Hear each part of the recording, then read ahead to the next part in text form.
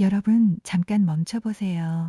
지금 이 영상을 클릭하신 분들, 오늘 하루 얼마나 바쁘게 살아오셨나요? 아침에 눈을 뜨자마자 핸드폰을 확인하고 밥은 제대로 먹었는지도 모르게 하루가 지나고 밤이 되면 또 내일 걱정을 하다 잠드는 그런 하루를요. 저도 그랬습니다. 아니, 저는 그게 성실하게 사는 거라고 믿었습니다. 가족을 위해 열심히 일하고 회사에서 인정받고 아이들 뒷바라지 잘 해주는 것.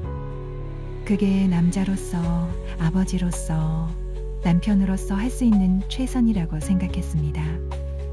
그런데 여러분, 저는 그 모든 게 한순간에 무너지는 날을 경험했습니다. 아무런 예고도 없이 단 2글자로 암입니다.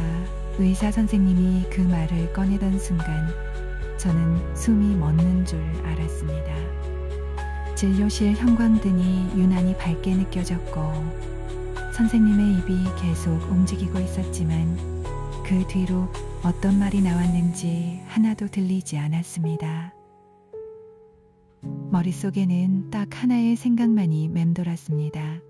나 이제 죽는 건가? 그날 제 나이 52살이었습니다. 회사에서 부장으로 승진한 지 반년도 채 되지 않았고 막내딸은 수능을 앞두고 있었고 아내와는 봄에 유럽 여행을 가기로 계획까지 세워둔 상태였습니다. 부모님께 효도 여행을 시켜드리겠다고 큰 소리도 쳐놨습니다. 그 모든 약속이, 그 모든 계획이 그 단 2글자 앞에서 한꺼번에 무너져 내렸습니다. 진료실 창밖으로 사람들이 여전히 바쁘게 걸어다니고 있었습니다. 버스가 지나가고 아이들이 뛰어다니고 세상은 아무렇지 않게 돌아가고 있었습니다. 그런데 저만 혼자 시간이 멈춘 공간에 갇혀버린 것 같았습니다. 이 이야기는 그날 그 진료실에서 시작됩니다. 그리고 저는 이 이야기의 끝에서 비로소 처음으로 살아있다는 게 무엇인지 알게 되었습니다.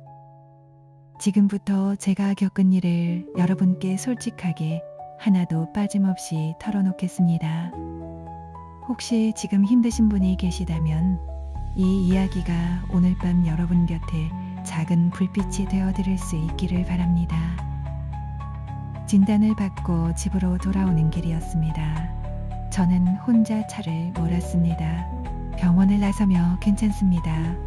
혼자 갈 수 있어요 라고 했지만 사실 괜찮지 않았습니다. 운전대를 잡은 손이 눈에 띄게 떨렸고 앞차와의 거리가 얼마나 되는지도 제대로 가늠이 안 됐습니다. 한강 다리 위를 지나다가 갑자기 숨이 막혀서 갓길에 차를 세웠습니다. 그리고 운전대에 이마를 기댄 채 한참을 그대로 있었습니다. 울었는지 안 울었는지도 모르겠습니다. 그냥 아무 생각도 안 나는 것 같으면서 동시에 모든 생각이 한꺼번에 쏟아지는 이상한 상태였습니다. 얼마나 지났을까 핸드폰이 울렸습니다. 아니었습니다. 여보, 저녁 다 됐는데 언제 와요? 저는 목을 2번 가다듬고 최대한 평소 목소리로 대답했습니다. 응, 거의 다 왔어. 그날 저녁 밥상은 평소와 똑같았습니다. 아내가 끓인 된장찌개, 생선구이, 시금치 나물. 막내딸은 수시 원서 얘기를 하며 깔깔 웃었고 아내는 반찬 투정하는 딸한테 핀잔을 주고 있었습니다. 저는 숟가락을 들고 그 풍경을 멍하니 바라봤습니다.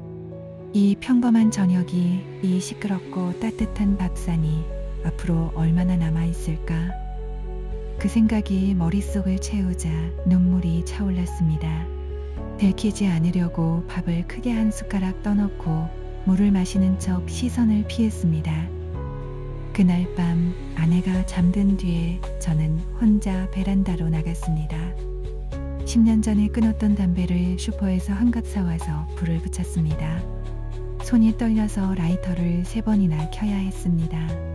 연기를 내뿜으며 밤하늘을 바라보다가 문득 이런 생각이 들었습니다. 나는 그동안 살고 있었던 게 아니라 그냥 버티고 있었구나. 진단을 받고 일주일 동안 저는 아무에게도 말하지 못했습니다. 회사에서는 여전히 부장으로 회의를 주재하고 부하 직원들한테 지시를 내렸습니다. 퇴근 후엔 아무 일도 없는 척 저녁을 먹고 뉴스를 봤습니다. 하지만 밤마다 잠이 오지 않았습니다. 새벽 2, 3시가 되도록 천장만 바라보며 공포를 혼자 씹어 삼켰습니다. 말하지 못한 두려움은 몸속에서 골마갔고 저는 점점 더 깊은 어둠 속으로 빠져들고 있었습니다. 아내에게 말한 건 진단 열흘째 되던 날 밤이었습니다. 더 이상 혼자서는 버틸 수가 없었습니다. 딸이 자기 방으로 들어간 뒤 거실 소파에 나란히 앉아 텔레비전을 보는 척 하다가 저는 리모컨을 테이블 위에 내려놓았습니다. 손에 땀이 났습니다. 평범한 말 한마디가 이렇게 무거운 적이 없었습니다. 여보, 나 할 말이 있어. 아내가 텔레비전에서 시선을 거두고 저를 바라봤습니다. 표정이 굳었습니다.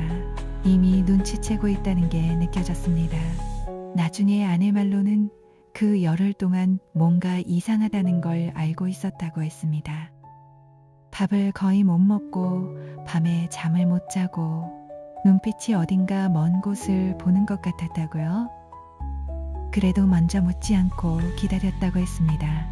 지가 준비됐을 때 말해주길 기다렸다고.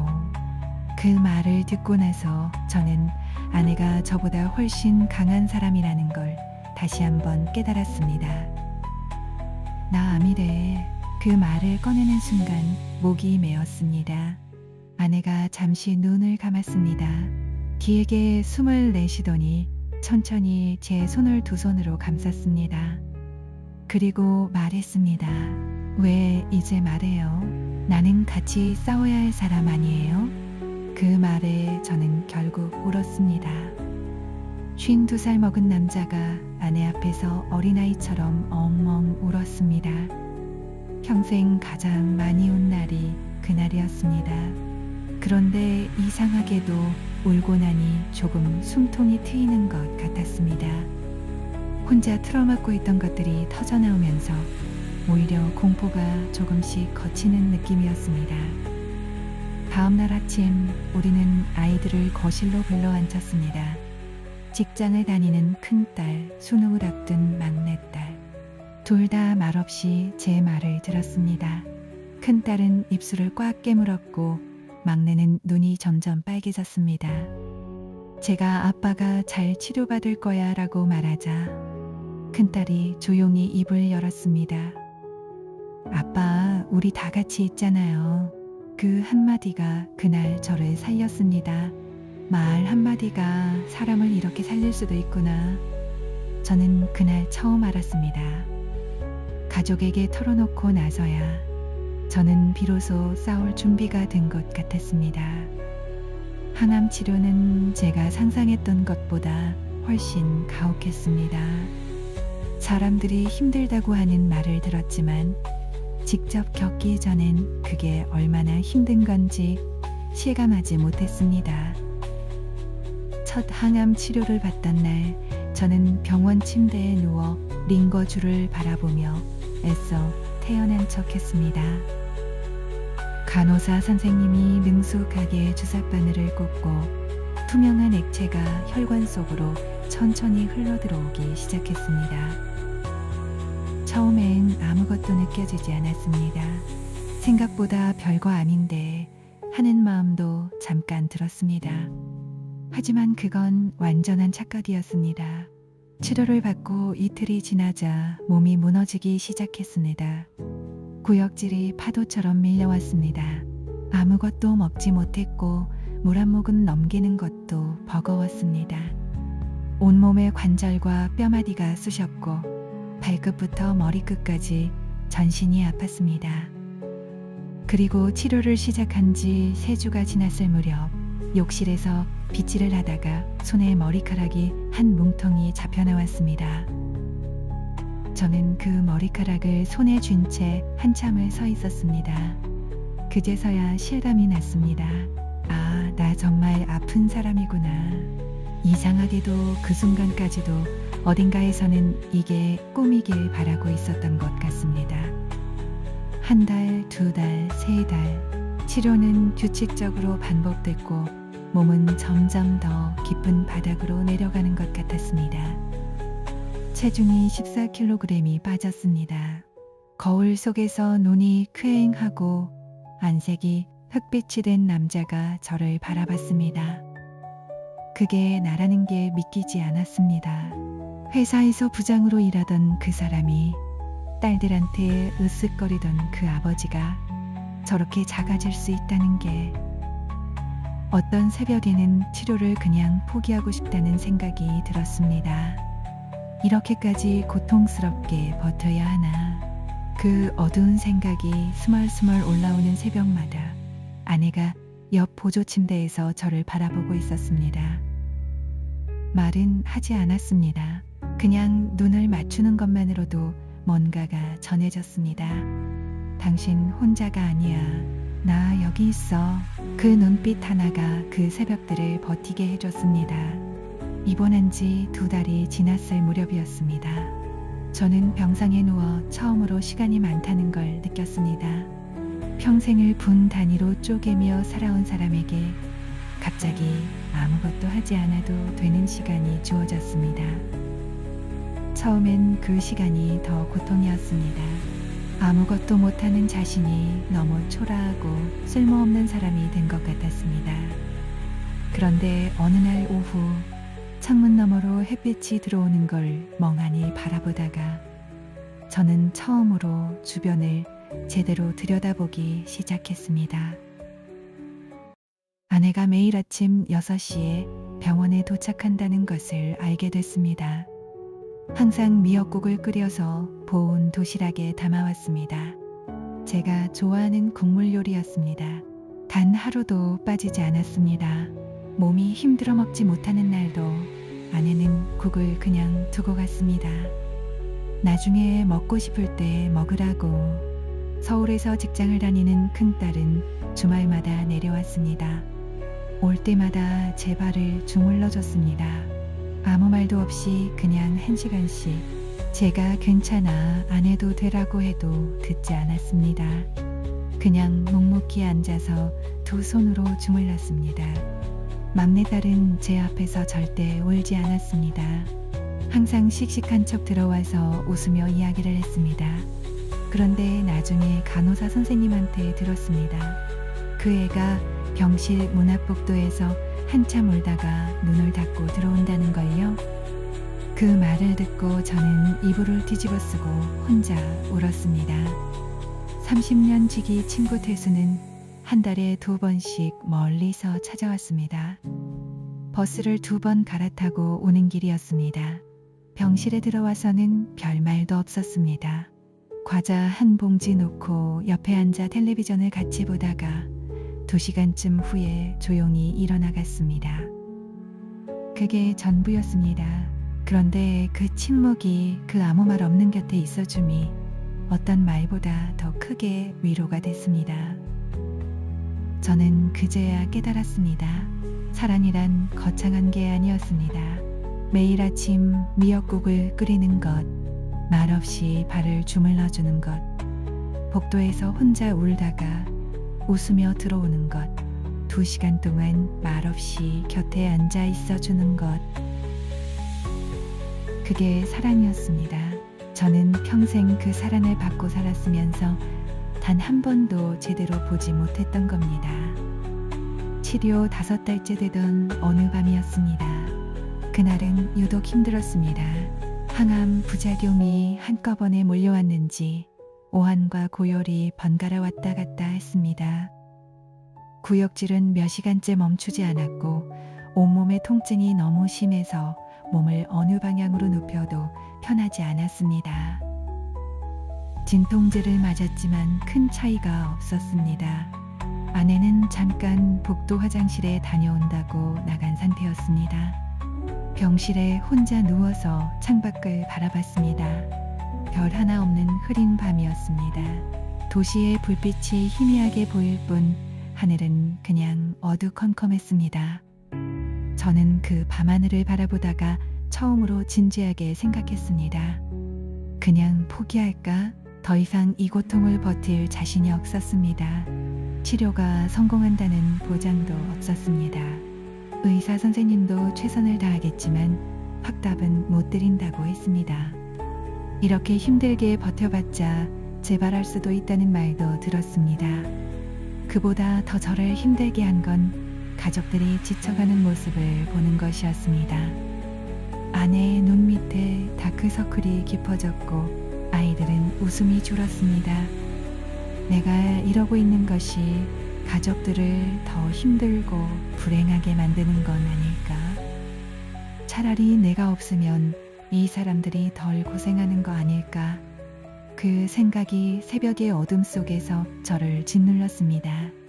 그때 병실 문이 조용히 삐걱거리며 열렸습니다. 들어온 건 아내가 아니었습니다. 막내딸이었습니다. 새벽 2시가 넘은 시간이었습니다. 아이는 수능 공부를 하다가 잠이 안 와서 그냥 왔다고 했습니다. 집에서 병원까지 버스로 40분 거리였습니다. 딸은 아무 말 없이 제 침대 옆 보호자 의자에 앉았습니다. 그리고 이불 밖으로 나와 있던 제 손을 두 손으로 꼭 잡았습니다. 한참 침묵이 흘렀습니다. 그러다 딸이 아주 작은 목소리로 말했습니다. 아빠 나 아빠 태어나는 거 보고 싶어. 완치되어서 집에 오는 거 꼭 보고 싶어. 저는 아무 대답도 하지 못했습니다. 목이 막혔습니다. 눈물이 조용히 베개를 적셨습니다. 포기하려던 마음이 19살 딸아이의 작은 손 하나에 완전히 무너졌습니다. 살아야 했습니다. 무슨 일이 있어도 저 아이 앞에서 걸어나가야 했습니다. 6차례의 항암 치료, 2번의 수술, 그리고 6주간의 방사선 치료. 치료를 시작한 지 1년 2달이 지난 어느 봄날 오전이었습니다. 저는 아내와 함께 다시 그 진료실에 앉았습니다. 처음 암 진단을 받던 바로 그 의자였습니다. 의사 선생님이 CT 영상을 모니터에 띄워놓고 한참을 들여다봤습니다. 저는 그 침묵이 너무 길게 느껴졌습니다. 아내가 무릎 위에 올려둔 손을 꽉 쥐었습니다. 그러다 선생님이 고개를 들었습니다. 그리고 말했습니다. 종양이 사라졌습니다. 완치입니다. 그 순간을 어떻게 표현해야 할지 저는 아직도 딱 맞는 말을 찾지 못했습니다. 기쁨, 물론 기뻤습니다.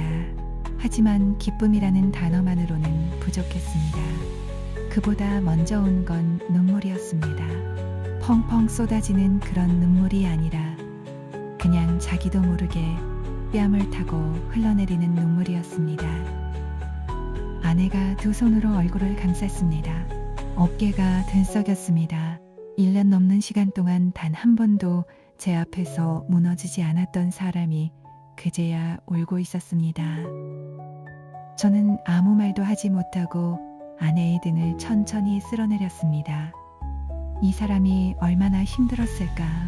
매일 새벽같이 일어나 미역국을 끓이고 병원을 오가며 집안일을 혼자 다 하면서도 내 앞에서는 항상 웃으려 했던 이 사람이 얼마나 많은 밤을 혼자 울었을까.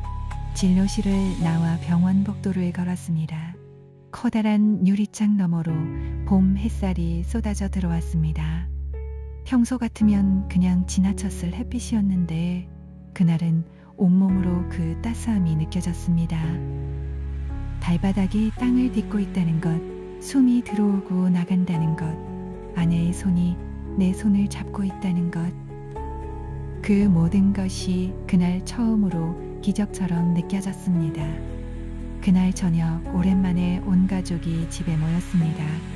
아내가 만든 된장찌개와 제육볶음, 특별할 것 없는 집밥이었습니다. 하지만 그 밥상이 제 평생 먹어본 그 어떤 밥보다 맛있었습니다. 숟가락을 드는 순간 저는 조용히 마음속으로 다짐했습니다. 앞으로는 이 순간을 절대 당연하게 여기지 않겠다고. 완치 판정을 받고 한 달쯤 지났을 때 아내가 조심스럽게 물었습니다. 이제 다시 회사 나갈 거예요? 저는 그 질문에 바로 대답하지 못했습니다. 회사에서는 복직을 기다리고 있었고 팀원들도 연락을 해왔습니다. 현실적으로 생각하면 돌아가야 하는 상황이었습니다. 그런데 이상하게 가슴이 먹먹했습니다. 병상에 누워있는 1년 동안 저는 스스로에게 수도 없이 물었습니다. 나는 진짜 무엇을 하고 싶은가? 임원이 되고 싶었던 그 꿈이 지금의 나에게도 의미 있는가? 솔직하게 말하면 대답은 아니었습니다. 병원에서 긴 시간을 보내는 동안 저는 같은 병동의 다른 환자분들과 많은 이야기를 나눴습니다. 위암을 앓는 60대 여성분, 혼자 치료를 받으러 오는 50대 남성분, 가족에게 말하지 못하고 혼자 버티다가 너무 늦게 발견된 분들. 그분들의 눈 속에서 저는 1년 전에 제 자신을 봤습니다. 두렵고 외롭고 누군가 그냥 곁에 있어줬으면 하는 그 마음을요. 그때 생각이 하나 들었습니다. 나처럼 암 진단을 받고 무너지는 사람들 곁에 누군가 먼저 경험한 사람이 있어준다면 그게 얼마나 큰 힘이 될까? 저는 사회복지사 자격증을 따기로 결심했습니다. 아내한테 말했더니 아내는 한참 저를 바라보다가 말했습니다. 이어세요. 당신이 그 일하면 잘할 것 같아요. 그 한마디가 결점을 굳혔습니다. 53세 나이에 저는 처음으로 학원 책상에 앉았습니다. 20살 학생들과 나란히 교재를 펼쳤습니다. 처음엔 민망했습니다. 제가 제일 나이가 많았으니까요. 하지만 이상하게도 공부하는 시간이 즐거웠습니다. 젊었을 때 회사에서 스펙을 쌓기 위해 공부하던 것과는 다른 느낌이었습니다. 내가 진짜 하고 싶어서 배우는 것, 누군가를 위해 배우는 것, 그 설렘이 53세 가슴 안에서 조용히 뛰고 있었습니다. 아내가 어느 날 저를 보며 말했습니다. 요즘 눈빛이 달라졌어요. 그 말이 어떤 칭찬보다 좋았습니다. 자격증을 취득하고 반년 뒤 저는 지역암 환자 지원센터에서 상담 자원봉사를 시작했습니다. 첫 번째로 만난 분은 55살 남성이었습니다. 위암위기 판정을 받고 가족에게도 말하지 못한 채 혼자 진료를 받다가 센터로 연결된 분이었습니다. 상담실 문을 열고 들어오시는 그분의 얼굴을 보는 순간 저는 심장이 쿵 내려앉는 것 같았습니다. 눈이 퀭하고 안색이 어둡고 입술이 굳게 다물어져 있었습니다. 1년 전 병원 갓길에 차를 세우고 운전대에 이마를 기대고 있던 저의 얼굴이었습니다. 저는 먼저 말을 꺼냈습니다. 저도 암 경험자입니다. 작년에 완치 판정 받았어요. 그분의 눈이 처음으로 흔들렸습니다. 굳어있던 표정에 뭔가 균열이 생기는 것 같았습니다. 그게 대화의 시작이었습니다. 2시간 동안 이야기했습니다. 치료가 얼마나 고통스러운지, 그러나 그 고통 너머에 다시 밥 한 숟가락이 맛있어지는 날이 온다는 것, 가족에게 먼저 말하는 것이 혼자 버티는 것보다 훨씬 낫다는 것, 포기하고 싶은 새벽이 반드시 온다는 것, 그러나 그 밤은 반드시 지나간다는 것. 그분이 상담실을 나가면서 조용히 말씀하셨습니다. 오늘 집에 가면 아내한테 말해볼게요. 그 말 한마디를 듣는 순간 가슴이 뜨거워졌습니다. 이거다 싶었습니다. 내가 해야 할 일이 이거구나. 그 후로 저는 강연도 시작했습니다. 처음에는 주민센터 강당에서 15명 남짓 앞에서 이야기했습니다. 준비한 원고가 있었는데 말하다 보니 자꾸 목이 메어서 원고를 내려놓고 그냥 제 이야기를 했습니다. 강연이 끝나고 나서 60살쯤 된 여성분이 조용히 다가오셨습니다. 제 남편이 지금 항암 치료 중인데 이 이야기 들으러 같이 오고 싶었는데 몸이 안 좋아서 못 왔어요. 영상 찍어가도 될까요? 그날부터 강연 내용을 영상으로 남기기 시작했습니다. 그 영상이 조금씩 퍼져나가면서 저는 기업 건강 강좌, 시민 강연, 병원 환자 교육까지 초청을 받게 됐습니다. 언제나 전하는 메시지는 하나였습니다. 지금 이 순간이 기적입니다. 그 기적을 제발 놓치지 마세요. 오늘도 저는 아침 6시에 일어납니다. 아내가 끓여주는 미역국으로 하루를 시작하고 이슬이 맺혀있는 공원을 천천히 한 바퀴 걷습니다. 걷는 동안 바람이 뺨을 스치고 발밑에서 풀냄새가 올라옵니다. 예전 같으면 그냥 지나쳤을, 아니 느끼지도 못했을 것들입니다. 지금은 그 하나하나가 다 감사합니다. 공원을 걷다 보면 가끔 이런 생각이 듭니다. 내가 만약 그 새벽에 정말 포기했다면 지금 이 아침을 걷고 있지 못했겠구나. 막내딸 대학 졸업식도 못 봤을 거고 큰딸 결혼 얘기도 듣지 못했을 거고 아내랑 작년 가을에 다녀온 제주 여행도 없었겠구나. 그 생각을 하면 살아있다는 게 얼마나 큰 선물인지 다시 한번 온몸으로 느낍니다. 어떤 날은 예전에 상담했던 환자분께 문자 한 통이 옵니다. 선생님, 저 오늘 검사 결과 좋다고 했어요. 그 짧은 문자 하나에 저는 한참을 핸드폰을 들고 멍하니 있습니다. 눈이 뜨거워집니다. 그분이 포기하지 않고 버텨줘서 저한테 이 문자를 보내줘서 고맙다는 생각이 듭니다. 저는 평생을 살면서 삶을 너무 당연하게 여겼습니다. 내일도 건강하게 깰 거라고, 가족들이 항상 곁에 있을 거라고, 나중에 시간이 생기면 더 잘해줘야지 하고 미뤄왔습니다. 그런데 나중은 오지 않을 수도 있습니다. 저는 그걸 진료실 그 의자에서 배웠습니다. 지금 이 글을, 이 영상을 보고 계신 분들께 드리고 싶은 말이 있습니다. 혹시 지금 너무 지쳐 계신가요? 아무것도 의미 없다는 생각이 드시나요? 사랑받고 있는지 모르겠다는 생각이 드시나요? 저도 그런 날이 있었습니다. 별 하나 없는 병실 창밖을 바라보며 포기하고 싶었던 그 새벽이 있었습니다. 그런데 딸아이의 손이 저를 붙잡았습니다. 아내의 눈빛이 저를 살렸습니다. 친구의 침묵이 저를 일으켜 세웠습니다. 사랑은 거창하지 않습니다. 매일 아침 미역국을 끓이는 것, 말없이 손을 잡아주는 것, 새벽에 버스를 타고 달려와 그냥 곁에 앉아 있어주는 것. 그게 사랑이고 그 사랑이 사람을 살립니다. 지금 여러분 곁에도 그 사람이 있을 겁니다. 오늘 딱 한 번만 눈을 돌려보세요. 그리고 그 사람에게 말해주세요. 고마워, 니네다죄. 내가 있어서 다행이야. 그 한마디가 누군가의 오늘 밤을 지켜줄 수 있습니다. 그리고 그 한마디가 어쩌면 당신의 오늘도 살릴 수 있습니다.